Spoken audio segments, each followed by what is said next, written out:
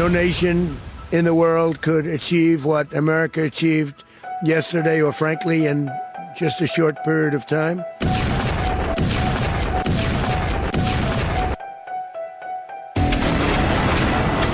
Venezuela में America के operation midnight hammer को लेकर पूरी दुनिया में हलचल मच गई। पहली प्रतिक्रिया आई वेनेजुएला के पड़ोसी कोलंबिया की। राष्ट्रपति गुस्तावो पेट्रो ने कहा कि हम वेनेजुएला और लैटिन अमेरिका की संप्रभुता पर हमले की निंदा करते हैं। जनता के बीच के आंतरिक संघर्षों का समाधान स्वयं जनता को करना चाहिए। ये हमला पूरी दुनिया के लिए एक चेतावनी है।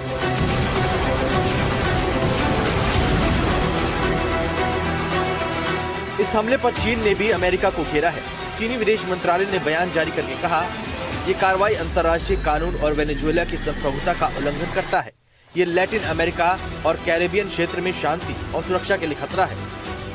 रूस ने हमले को लेकर अमेरिका को घेरा।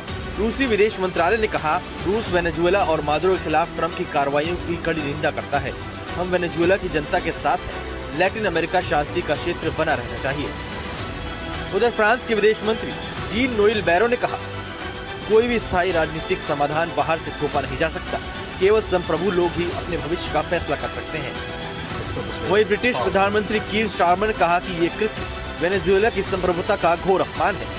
पूरे अंतर्राष्ट्रीय समुदाय के लिए अत्यंत खतरनाक है। हम सभी को अंतर्राष्ट्रीय कानून का पालन करना चाहिए। दक्षिण अफ्रीका ने भी इस हमले की निंदा की और कहा कि ये संयुक्त राष्ट्र चार्टर का उल्लंघन है। सदस्य देशों को किसी भी राज्य की क्षेत्रीय अखंडता या राजनीतिक स्वतंत्रता के खिलाफ बल के प्रयोग का या धमकी से परहेज करना चाहिए। ईरान ने भी इस हमले पर तीखी प्रतिक्रिया दी। सुप्रीम लीडर खामनेई ने कहा, दुनिया के सामने अमेरिका की पोल खुल गई है। अमेरिका पर्दे के पीछे युद्ध की तैयारी कर रहा है।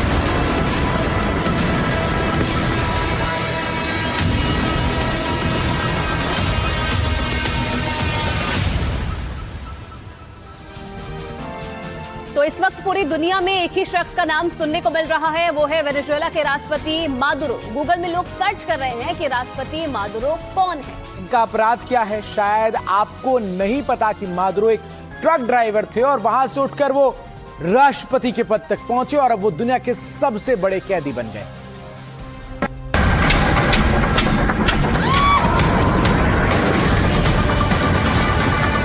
शनिवार तड़के जब दुनिया सो रही थी, तब वेनेजुएला की राजधानी काराकस धमाकों से दहल रही थी। अमेरिका ने वेनेजुएला के खिलाफ अब तक की सबसे भीषण सैन्य कार्रवाई को अंजाम दिया।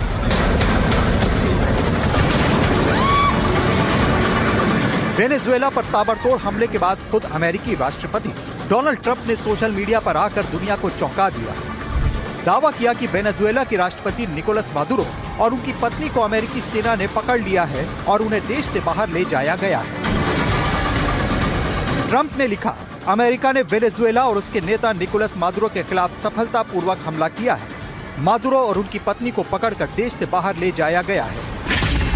सूत्रों के मुताबिक इस सीक्रेट मिशन को अमेरिका की सबसे खतरनाक यूनिट डेल्टा फोर्स ने अंजाम दिया। ये वही डेल्टा फोर्स है जिसने आतंकी बगदादी का खात्मा किया था।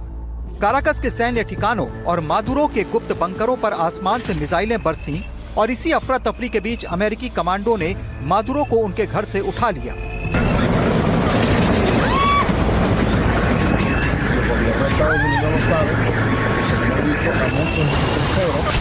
मादुरो पर आरोप लगे थे दुनिया के सबसे बड़े ड्रग्स तस्करी गिरोह कार्टेल ऑफ द सन्स को चलाने के। अमेरिका ने मादुरो की गिरफ्तारी पर $50 मिलियन यानी करीब 442 करोड़ रुपए का इनाम रखा था। अब मादुरो को न्यूयॉर्क की अदालत में पेश किया जाएगा, जहां उन्हें उम्र कैद की सजा हो सकती है।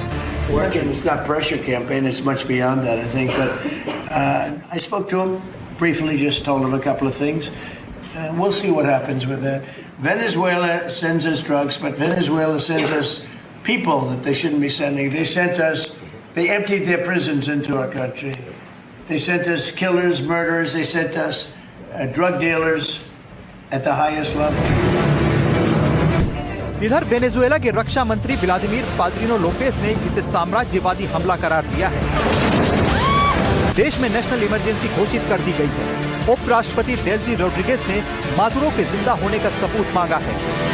रूस और ईरान ने इस कार्रवाई की कड़ी निंदा करते हुए इसे अंतर्राष्ट्रीय कानूनों का उल्लंघन बताया है। Bureau report, NDTV India.